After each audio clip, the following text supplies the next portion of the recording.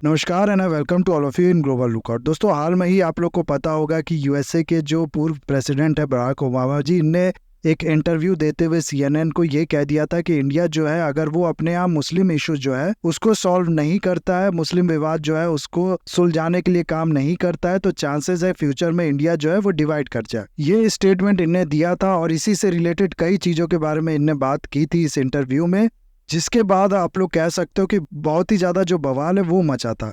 काफी ज्यादा क्रिटिसाइज किया जा रहा था इस स्टेटमेंट को इंडिया की तरफ से। हमारी जो फाइनेंस मिनिस्टर है उनने इसके अगेंस्ट में ये कहा था कि ये बराक ओबामा जी जो है ये इंडियन मुस्लिम पे कमेंट कर रहे हैं, जबकि इनका जो खुद का कार्यकाल रहा है यूएसए के प्रेसिडेंट के रूप में, इसमें यूएसए ने सीरिया हो गया, यमन हो गया, इस तरीके की कई मुस्लिम कंट्रीज जो है इस पे बमबारी की है।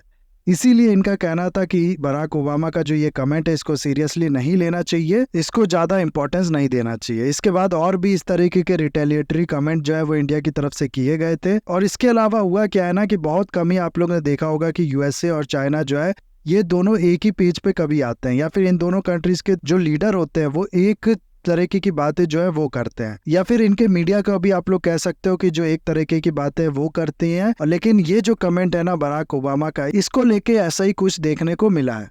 हाल में ही चाइना का ग्लोबल टाइम्स, जिसको चाइना की जो गवर्नमेंट है उसका माउथपीस ही कहा जाता है, एक तरीके से आप लोग यही समझ लो कि ये वही चीज कहती है जो कि चाइना की गवर्नमेंट कहना चाहती है। उसमें एक ओपिनियन, एक एडिटोरियल छपा है, एक आर्टिकल आप लोग कह सकते हो छपा है, जिसका टाइटल है ओबामा इज राइट। और फिर इसके आगे लिखा है इंडिया की जो डेवलपमेंट है वो ज्यादा दूर तक नहीं जा पाएगी अगर वो अपने यहाँ जो इतने इश्यूज है उसको सॉल्व नहीं करता है। तो ना ये जो पूरा आर्टिकल है ना, इसमें ज्यादातर बात जो है वो की गई है असम की, कि यहाँ के जो लोग हैं उनका मार्जिनलाइजेशन हो रहा है, इंडिया की डेवलपमेंट है उसमें भागीदारी नहीं है, वो इसमें बेनिफिशियरी नहीं बन पा रहे हैं, उनको साइडलाइन कर दिया जा रहा है। ऐसा बताया गया है इसमें कि 2021 और 22 में असम की जो पर कैपिटा जीडीपी है ना वो है अराउंड $1500, और वहीं पूरे इंडिया का जो एवरेज है वो अगर आप लोग देखोगे तो ये है $2300।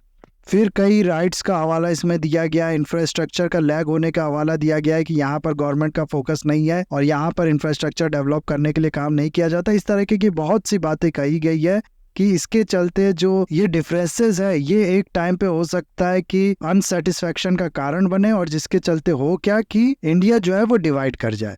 ऑफकोर्स चाइना तो चाहेगा ही ऐसा हो, लेकिन ऐसा नहीं है कि ये बात जो है वो चाइना की तरफ से तब कही गई है जब ओबामा जो है उनने इस चीज को कहा है। चाइना ने सिर्फ ये कहा है कि हाँ हमको भी ये लगता है जो ओबामा कह रहा है वो सही है। आप लोग अगर इस समय गूगल पे जाओ ना और 3 कीवर्ड सिर्फ लिख के सर्च करो कि चाइना इंडिया ब्रेकअप या फिर चाइना इंडिया डिवाइडेड डिवीजन, इस सिर्फ ये 3 कीवर्ड लिख के अगर आप लोग सर्च करोगे ना गूगल पे तो आपको एक बहुत पुराना 2009 का एक आर्टिकल मिल जाएगा, जिसमें चाइना के एक बहुत ही इंपॉर्टेंट थिंक टैंक जो कि चाइना की गवर्नमेंट को अक्सर एडवाइस दिया करता है जियो पॉलिटिक्स पे, स्ट्रेटेजिक इंपॉर्टेंस से रिलेटेड जो इशू होते हैं उस पे, उसका एक रिपोर्ट आया था जिसके बारे में कई आर्टिकल छपे थे। और इस रिपोर्ट में ये कहा गया था कि चाइना जो है इसको इंडिया को तोड़ देना चाहिए, इंडिया के मल्टीपल डिवीजन कर देना चाहिए।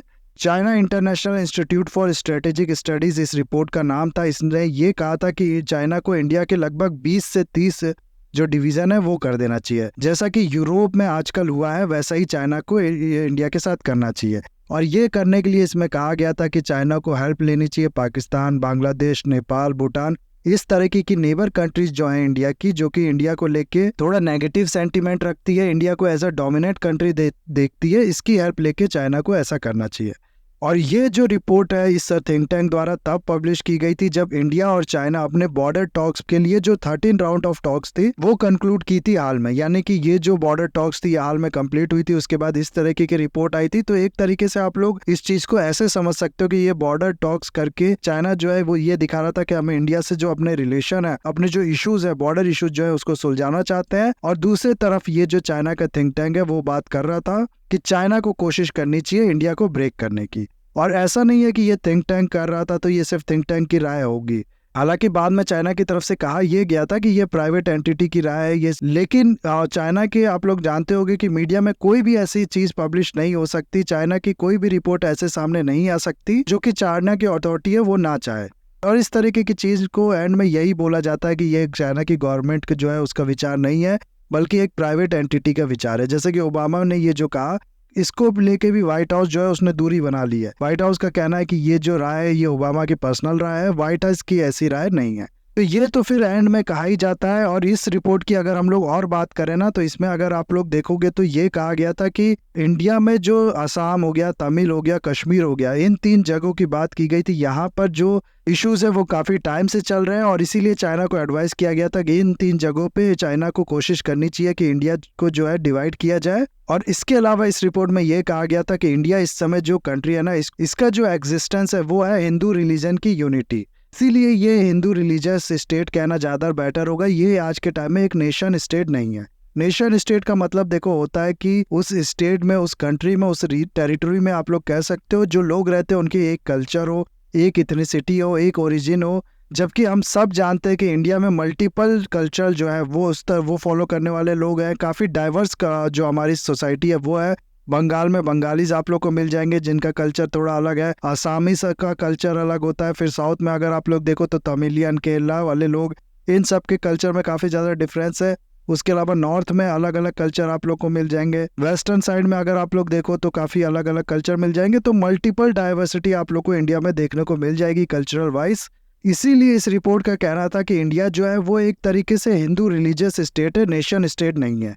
और ऐसे ही अगर यूरोप में हुआ था, आप लोग को पता होगा कि एक टाइम पे जो नेशनलिज्म का सेंटिमेंट है वो काफ़ी ज़्यादा बढ़ गया था पूरे यूरोप में, जिसके चलते काफ़ी ज़्यादा डिवीज़न जो है यूरोप के वो हुए थे। और यही कारण है कि आज के टाइम में जो छोटे छोटे कंट्री आप लोग देखते हो ना यूरोप में, वो है यूरोप में यही कारण है कि कोई बड़ा कंट्री जैसे कि इंडिया जैसी कंट्री, चाइना जैसे बड़ी टेरिटरी ऑक्यूपाइड करने वाली कंट्री नहीं है। और यही चीज़ इस रिपोर्ट में कहा गया है कि सिर्फ एक बार नेशनलिज्म का जो सेंटिमेंट है वो अगर जगा दिया जाता है इंडिया में, तो इंडिया का हाल भी यूरोप जैसा होगा। एक चीज़ ये कही गई है। दूसरा फिर ये कहा गया है कि हिंदू रिलीजियस यूनिटी जिसके बेसिस पे ये जो पूरी कंट्री है ये है, इसका भी एक लिमिटेशन है। हिंदू रिलीजन में कास्ट सिस्टम को काफ़ी ज़्यादा इसमें बढ़ा चढ़ा के बताया गया। ये कहा गया कि हिंदू रिलीजियस स्टेट जो इंडिया ने बनाया है इसमें लोअर कास्ट के अगेंस्ट में डिस्क्रिमिनेशन, उनके साथ भेदभाव, ये भी एक काफ़ी बड़ा फैक्टर है। तो इसके चलते भी इसमें कहा गया है कि जो अनसेटिस्फेक्शन है लोगों में वो है। उसके अलावा फिर बाकी रिलीजन भी इसमें है, जैसे कि सिख रिलीजन वाले लोग हैं और जैन रिलीजन, बुद्धिज्म रिलीजन, फिर आप लोग कह लो कि मुस्लिम रिलीजन वाले भी लोग हैं। तो इन सब के चलते जो एक हिंदू रिलीजियस स्टेट है उसको डिवाइड करना बहुत ज़्यादा आसान है। फिर ये कहा गया था, जैसा कि मैंने आप लोग को बताया, आसपास की जो कंट्री है बांग्लादेश, नेपाल, भूटान, पाकिस्तान, इन सब की मदद लिया जा सकता है इस काम में, क्योंकि ये कंट्री जो है ये काफ़ी ज़्यादा इंडिया का जो डोमिनेशन है उससे परेशान हो चुकी है। तो ये सब बातें इस चीज में कही गई थी इस आर्टिकल में। और ये आर्टिकल जैसा कि मैंने आप लोग को बताया 2009 का था। और उस टाइम की बात अगर आप लोग करो और आज की बात अगर आप लोग करो ना, तो ये बहुत ही ज्यादा इसमें डिफरेंस है। 2009 के बाद इंडिया ने काफी ज्यादा हाई पेस पे जो डेवलपमेंट है वो विटनेस की है। आज का इंडिया काफी ज्यादा बदल चुका है 2009 के इंडिया से। आज इंडिया जियो पॉलिटिक्स में एक बड़ा प्लेयर बन चुका है। पहले सिर्फ एक तरीके से आप लोग कह सकते हो ऑडियंस हुआ करता था, और ये जो नेबर्स थे ये उस टाइम पे आप लोग कह सकते हो कि इंडिया को क्रिटिकल रूप में देखते थे, यानी कि इंडिया का जो डोमिनेशन है इसको अपने लिए खतरा देखते थे। लेकिन आज के टाइम में कुछ कंट्रीज को अगर आप लोग छोड़ दो तो इनको भी पता है कि इंडिया जो है वो इनकी मदद भी कर सकता है। और अभी के टाइम में और पहले के टाइम में जो इनका सेंटीमेंट है वो अगर मैं कहूँगा कि पूरा नहीं बदला है तो बहुत ज़्यादा उसमें इम्प्रूव हुआ है। इंडिया के लिए थोड़ी बहुत पॉजिटिविटी जो है वो देखने को मिली है। और रही बात नेशन स्टेट होने की, तो ये बात हम सब जानते हैं कि आज के टाइम में कोई भी ऐसी कंट्री नहीं है जो कम्प्लीटली नेशन स्टेट हो। और ये जो नेशन स्टेट का डेफिनेशन है ना, हाँ मान लो यूरोप में ऐसा हुआ है कि जो नेशनलिज्म है वो उसकी भावना बहुत ज़्यादा बढ़ गई, जिसके चलते अलग अलग कल्चर के लोग, अलग अलग इतने सिटी के लोग हैं, इनने अपनी अलग अलग कंट्री बना ली है। लेकिन ऐसा नहीं है कि नेशन स्टेट हो तभी वो स्टेट कहलाएगा और तभी वो अच्छे तरीके से वर्क कर पाएगा। ये अलग अलग कल्चर फॉलो करने वाले लोग पास्ट में भी कई ऐसे एम्पायर हो चुके हैं, चाहे वो मौर्य एम्पायर हो, चाहे गुप्ता एम्पायर हो, जब यूनिफाइड कर चुके हैं। पूरा यूनिफाइड अगर नहीं हुआ है तो 80 से 90% कंट्री जो है वो यूनिफाइड हो चुका है पास्ट में, ऐसा कहा जा सकता है। और अच्छे से इसने काम भी किया है, अच्छे से ये उस समय रन भी कर पाया। तो ये कोई बेसिस नहीं है ये कहने का कि क्योंकि यहाँ पर अलग अलग कल्चर के लोग हैं इसीलिए ये कंट्री आसानी से टूट सकता है। प्लस ऐसा भी नहीं है कि कोई एक कल्चर के लोग, कोई एक आप लोग कह सकते हो इथनिसिटी के लोग, वो काफ़ी ज़्यादा डोमिनेट है इंडिया की जो पॉलिटिक्स है उसमें। यहाँ पर बंगाली भी आप लोग को काफ़ी मिल जाएंगे, गुजराती भी आप लोग को मिल जाएंगे, नॉर्थ इंडियन से भी काफ़ी लोग मिल जाएंगे इंडिया के पार्लियामेंट में। तो किसी का ऑक्यूपेशन और किसी का सबऑर्डिनेशन ऐसा नहीं है इस कंट्री में। जबकि अगर आप लोग चाइना का देखो ना इस केस में, तो चाइना जो कंट्री है उसको ये कहना ज़्यादा बेटर होगा कि वो हान डोमिनेट कंट्री है, जबकि बहुत से रीजन ऐसे हैं जो अपने आप को हान नहीं कहते हैं, हान चाइनीज नहीं कहते हैं, और वो उन कंट्रीज पे इन हान चाइनीज ने आप लोग कह सकते हो ऑक्यूपेशन किया है और उनको सबऑर्डिनेट किया है। तो चाइना भी रियल सेंस में नेशन स्टेट नहीं है और चाइना में सबऑर्डिनेशन भी है।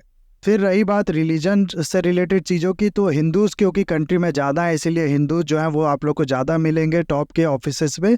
और ऐसा नहीं है कि इसका मतलब ये है बाकी जो ग्रुप हैं, बाकी जो कम्युनिटी से उनका सबऑर्डिनेशन हुआ है। इंडिया ने मुस्लिम प्रेसिडेंट और सिख प्राइम मिनिस्टर ये दोनों विटनेस किए हैं। अलग अलग रिलीजन के जो सीएम है, चीफ मिनिस्टर्स है स्टेट के, वो भी बनते हैं। तो ऐसा कुछ भी नहीं है यहाँ पर कि किसी कम्युनिटी से आप बिलोंग करते हो तभी आप पीएम, प्रेसिडेंट या फिर चीफ मिनिस्टर बन पाओगे। बहुत से टॉप ऑफिशियल जो है सेक्रेटरी लेवल की जो पोस्ट है वो भी बहुत से रिलीजन के, अलग अलग रिलीजन के लोग जो होते हैं वो होल्ड करते हैं। फिर रही बात रीजन वाइज पॉलिटिक्स की, तो अगर आप लोग देखो तो नॉर्थ ईस्ट एक टाइम पे कहा जाता था कि जो इंडिया की डेवलपमेंट है उसको एक्सपीरियंस नहीं कर रहा है, उसमें बेनिफिशियरी नहीं है, इसको आप लोग कह सकते हो कि साइडलाइन कर दिया गया। लेकिन आज के टाइम में अगर आप लोग देखो ना तो गवर्नमेंट ने इन्वेस्ट करना नॉर्थ ईस्ट में शुरू किया है। जापान के साथ पार्टनरशिप हो गई या बाकी कंट्रीज के साथ पार्टनरशिप करके इंडिया नॉर्थ ईस्ट को काफ़ी ज़्यादा एग्रेसिवली डेवलप कर रहा है और नॉर्थ ईस्ट को भी इंडिया की जो डेवलपमेंट है उसमें हिस्सेदारी बना रहा है। तो ये चीज़ भी अब खत्म हो चुकी है। दूसरा कश्मीर का जो इशू है उसमें तो हम लोग देख ही सकते हैं कि इंडिया जो है वो कश्मीर के इशू में कितना एग्रेसिव है। आर्टिकल 370 को यहाँ से हटा दिया गया है। इसको आप लोग कह सकते हो कि इस पूरे स्टेट को रीऑर्गेनाइज किया गया है, 2 यूटी बनाई गई है। तो काफ़ी स्पेशल फोकस जो है वो कश्मीर में दिया गया है। और रही बात साउथ की, तो साउथ में तो ऐसा कुछ कहना ही बेकार है। आज के टाइम में मुझे नहीं लगता कि साउथ से कभी भी इस तरह की कुछ डिमांड उठती है कि हमें अलग कंट्री बनाना चाहिए, हम इस कंट्री के साथ नहीं रहना चाहते। हाँ, लैंग्वेज को लेके कभी कभार इश्यूज हो जाते हैं, लेकिन अलग कंट्री की डिमांड, सेपरेशन की डिमांड आप लोग कह सकते हो कि ये बिल्कुल भी नहीं देखने को मिलती है साउथ से। उल्टा साउथ की मूवीज अगर आप लोग देखो तो उसमें इंडिया को कितना अच्छा दिखाया जाता है। उसमें हीरो जो होता है उसको इंडिया की आर्मी में दिखाया जाता है और इंडिया की आर्मी को या बाकी इंडिया की फोर्सेस को काफ़ी ज़्यादा पॉजिटिवली शो किया जाता है। तो ये जो इशू है ये भी अब नहीं है। 2009 में ये होते होंगे या फिर होगा, मेरे को नहीं पता, लेकिन अभी ये जो चीज़ें हैं ना ये बिल्कुल भी एग्जिस्ट नहीं करती है। थोड़ा बहुत करती भी है तो ये भी कुछ आने वाले कुछ सालों में जो फैक्टर्स थे ये बिल्कुल खत्म हो जाएंगे, जिसके बेसिस पे कोई ये कह सके कि इन रीजन का इंडिया से डिवीजन हो सकता है। हाँ, पंजाब का आजकल नया इशू चालू हुआ है, लेकिन वो भी अगर आप लोग देखो ना तो इंडिया में जो रहने वाले सिख हैं वो कहीं से भी इस तरीके की मांग नहीं कर रहे हैं कि एक अलग कंट्री खालिस्तान बनना चाहिए। बाहर जो सिख रहते हैं ना उल्टा वो कह रहे हैं कि इंडिया के जो सिख है उन पे अत्याचार हो रहा है। अंदर वाले जो सिख है वो ऐसा नहीं कह रहे हैं, वो कह रहे हैं कि हम खुश हैं, हम सब कुछ यहाँ पर ठीक है। लेकिन बाहर वाले सिख कह रहे हैं कि नहीं, हमें पता है तुम पे अत्याचार हो रहा है, इसीलिए तुमको अलग कंट्री बनाना चाहिए। तो ये भी इशू जो है ये फैब्रिकेटेड इशू है, बहुत ज्यादा आप लोग कह सकते हो कि झूठा इशू है। जो रियलिटी है उससे वो इससे बहुत ज्यादा दूर है। इसीलिए इन सब चीजों को, इस पूरे कि इंडिया का जो डिवीजन है इसका लेके जो आर्गुमेंट है यही पूरी तरीके से एक ना पूरी होने वाली प्रिडिक्शन है। उल्टा अगर आप लोग देखो ना तो चाइना को लेके ये कहा जाता है कि चाइना का बहुत ही जल्दी डिवीजन हो सकता है। और ऐसा नहीं है कि चाइना का ये जो भविष्यवाणी है ये इंडिया से किया जाता है या ऐसी किसी कंट्री से, ऐसे किसी लीडर से किया जाता है जो कि चाइना से हेट करता है, बल्कि बड़े बड़े जो एक्सपर्ट्स हैं ना, जिनने बहुत टाइम तक रिसर्च किया, बहुत ज़्यादा एक्सपीरियंस्ड है वो जियो पॉलिटिक्स में, उनका ऐसा कहना है कि चाइना जो है वो या तो 7 या तो 5 कंट्रीज में बढ़ जाएगा। जिसका रीज़न एक तो मैंने आप लोग को बता दिया कि डोमिनेंस जो है वो ज़्यादा है यहाँ पर। और आप लोग को थोड़ा बहुत चाइना की जो हिस्ट्री है ना उसके बारे में मैं शॉर्ट में समझाऊँ तो चाइनीज सिविलाइजेशन जो है ना वो ये हुआंग वे जो रिवर थी इसके इर्द गिर्द डेवलप की थी। जैसे कि इंडिया की सिविलाइजेशन इंडस रिवर के आसपास डेवलप की थी, वैसे ही चाइनीज सिविलाइजेशन जो है वो येलो रिवर या हुआंग वे जो रिवर है इसके आसपास डेवलप की थी। और इतना एरिया जो है ये चाइना हुआ करता था। इसके बाद ये जो बाकी का एरिया है ना, चाहे तिब्बत हो गया, इस साइड जिंगजियांग हो गया या बाकी और भी एरियाज हो गए, ये फोर्सफुली ऑक्यूपाइड किया गया है चाइना द्वारा बाद में। और बहुत ज़्यादा कोशिश की गई है इनको यूनिफाइड करने की चाइना के साथ। और इस कोशिश में इनका जो अपना कल्चर था, इनके जो अपना डाइवर्सिटी आप लोग कह सकते हो, अपना जो ट्रेडिशन थे, उनको पूरी तरीके से डैमेज कर दिया गया। तिब्बत में तो कई मोनास्ट्रीज को तोड़े गए, आप लोग ने सुना होगा, बुद्धिस्ट लोगों पे काफ़ी ज़्यादा अत्याचार भी किए गए हैं। इसीलिए बहुत से रीजन यहाँ पर आप लोग देख सकते हो, तिब्बत हो गया, हांगकांग हो गया, शंघाई हो गया, सिंगजियांग हो गया, मंचूरियन हो गया, चेंगडू हो गया, जांगजूंग हो गया, ये सब वो रीजन है जिनको बताया जाता है कि चाइना जो है उससे ब्रेकअप कर जाएगा कुछ सालों में। और ये बात रही एक्सपर्ट्स की। इसके अलावा भी अगर आप लोग देखो ना तो एक बहुत बड़े एस्ट्रोलॉजर हैं, हालांकि मैं तो इस चीज़ में विश्वास नहीं करता हूँ, लेकिन इसके बारे में मैं आपसे पूछूंगा कमेंट में, आप इस पे विश्वास करते हैं कि नहीं, इनकी जो भविष्यवाणी है उस पे, इनकी जो भविष्यवाणी है उसमें इनने ये कहा है कि 2030 से लेकर 2034 तक चाइना जो है वो 5 रीजन में बट जाएगा। और ये जो एस्ट्रोलॉजर है इनका नाम है PVR नरसिम्हा राव। 2020 में जो कोरोना वायरस आया था ना, 2019 के एंड में आया था, लेकिन 2020 में इनने पहले ही कह दिया था कि एक बहुत बड़ी ट्रेजेडी, बहुत बड़ा कुछ होने वाला है 2020 में, जिसका नुकसान होगा पूरे वर्ल्ड को। और ये चीज सही भी निकला। और इन्हीं आप लोग कह सकते हो एस्ट्रोलॉजर जो है, इन्हीं ने अब ये कहा है कि चाइना जो है वो टूट जाएगा 2030 से लेके 2034 तक। तो आपको क्या लगता है, आप कितना विश्वास करते हो इस पे मेरे को बताइएगा कमेंट में। बाकी ये वीडियो मैं यहाँ पर करूंगा खत्म। आई होप वीडियो आपको अच्छा लगा होगा। इसे लाइक, कमेंट, शेयर, सब्सक्राइब जरूर कीजिएगा। That's all, have a nice day, take care.